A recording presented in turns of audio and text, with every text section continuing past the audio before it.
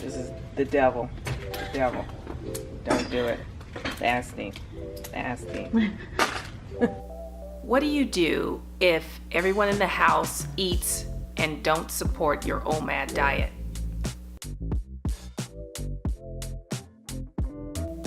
Okay, you have people in your house and they don't support your type of lifestyle, which is fasting or the OMAD.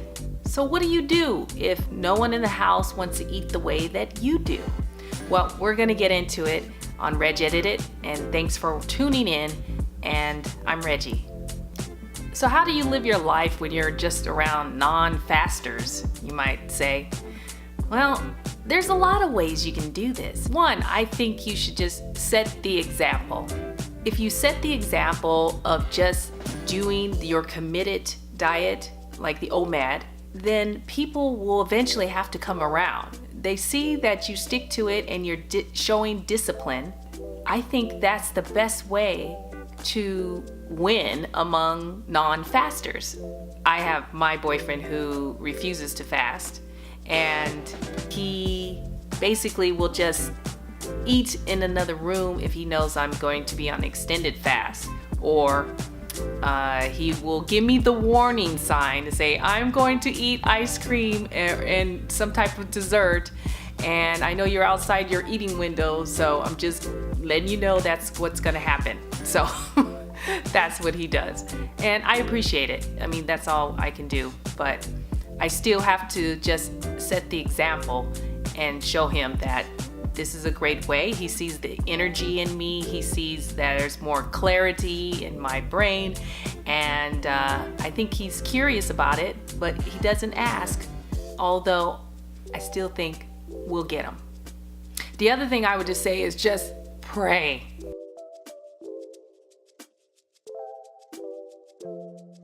Fasting and prayer goes hand in hand. And for any of us that live a Christian life or believe in God, fasting is just part of the regimen in religion.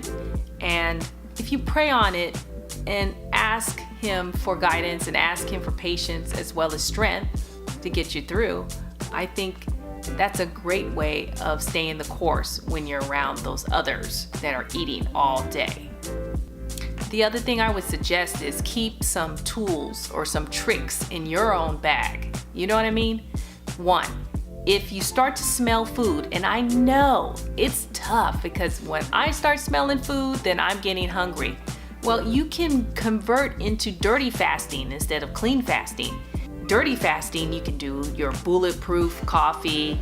You can do salts in your water. You can also have a little piece of avocado, almonds, or maybe a little bit of that. Something that I like to do is keep it under 100 calories, just to have a little snack, just so to get you over the hump, especially when you're smelling all this delicious food out there that, in my case, my mother's eating in the day. So the day caregiver will be cooking food and you smell it all throughout the house.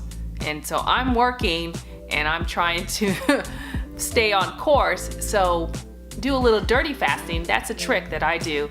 Eating a little piece of clean fat. And I find that gets me through the rest of the day. It's something that I think you might want to try. So keep those tools in your bag. So the last thing I would say is that connecting with an online community is huge. That is a great support system. And I connect with people like 6 Miles to Supper. The other channel, SunKissed Keto, love them.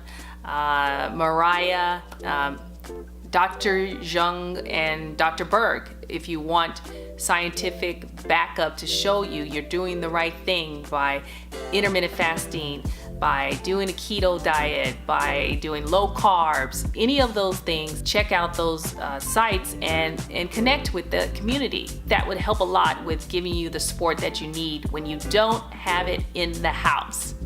So eventually your body will acclimate itself to just doing what you said to do, meaning it'll acclimate where smelling food and seeing someone eat around you, it will just bother you less. I think it's minimal for me now. Sometimes I have my moments because it might be a hormonal day or a real stressful day and I feel like I want to binge because I smelled some food, but most of the time the body is fine. I'm really fine overall, that I can handle it. I can even cook dinner for my loved one and not feel like I needed to eat while I cook. That's something new to me because it feels so much better, but basically the body is just setting into its routine that you provided. And so what are some of the things that you do when you have non-fasters in your house, and how do you maintain your diet? Can you leave a comment, please, in the comment section? I love to hear about it.